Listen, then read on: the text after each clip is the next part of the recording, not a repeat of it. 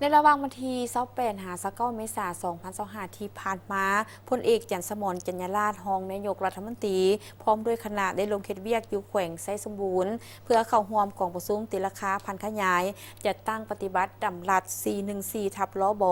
ว่าด้วยการพัฒนาเศรษฐกิจแขวงไซสมบูรณ์ในระยะ 5 ปี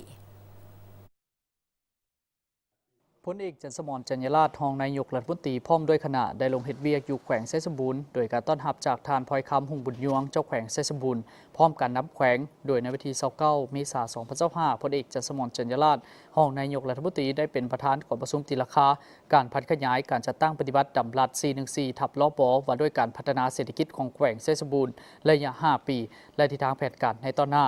เข้าร่วมมิทานพลอยคำหุ่งบุญยวงเจ้าแขวงไซสมบูรณ์บรรดาทานห้องรัฐมนตรีกระทรวงที่เกี่ยวข้องผู้ต่างหน้าแขนงการจากศูนย์กลางบรรดาแผนกการและคณะรับผิดชอบเข้าร่วม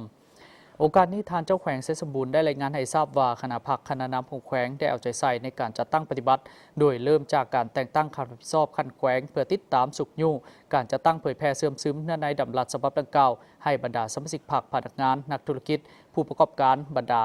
ประชาชนบรรดาเผ่าอย่างทั่วถึงเคียงคู่กับการสนับสนุนและให้การร่วมมือของบรรดากระทรวงที่เกี่ยวข้องในการเป็นเจ้าการสมทบกับบรรดาแผนกการขั้นแขวงมาเป็นแผนงานโครงการจุดซุ้มจะตั้งปฏิบัติละเอียดตาม5ท้ายแห่งคือด้านเกษตรกรรมท่องเที่ยวไฟฟ้าปล่อยแห่และเป็นใจกลางทั้งผ่านการจัดตั้งปฏิบัติตัวจริงเฮ็ดให้เศรษฐกิจของแขวงได้รับการพัฒนาอย่างตั้งหน้าและมีหลายอันได้รับการปรับปรุงดีขึ้นมีการหันเปลี่ยนอย่างก้าวกระโดดแสดงออกเศรษฐกิจของแขวงมีการขยายตัวอย่างต่อเนื่องในระดับ7 ส่วนห้อยการจัดเก็บรายรับเข้างบประมาณนับแต่ปี2025-2024ได้ลื่นแผนทุกปีการผลิตเป็นสินค้าของประชาชนได้รับการสุกยู่ส่งเสริมอย่างกว้างขวางครอบครัวทุกยากได้รับการแก้ไขหลุดลงเทื่อละก้าวชีวิตการเป็นอยู่ของประชาชนได้รับการยกระดับดีขึ้นเฮ็ดให้แขวงมีความสงบสังคมมีความเป็นระเบียบเรียบร้อยปลอดภัยแสดงออกก่อนบ่มีดำรัส 414 ทับล้อบมีโครงการลงทุนภาครัฐจำนวน164โครงการมีมูลค่า 3,764 ตื้อกว่ากีบมาฮอดปี2024มีโครงการลงทุนของรัฐทั้งหมด320โครงการมีมูลค่า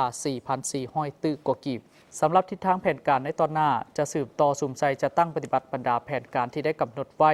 ตาม5ทางแห่งของแขวงเพื่อเป็นขั้นพื้นฐานในการสร้างรายรับของงบประมาณและการสร้างเบี้ยเฮ็ดงานทำสร้างรายรับที่มั่นคงติดพันกับการส่งเสริมสร้างเศรษฐกิจเอกราชเป็นเจ้าตนเองในระยะใหม่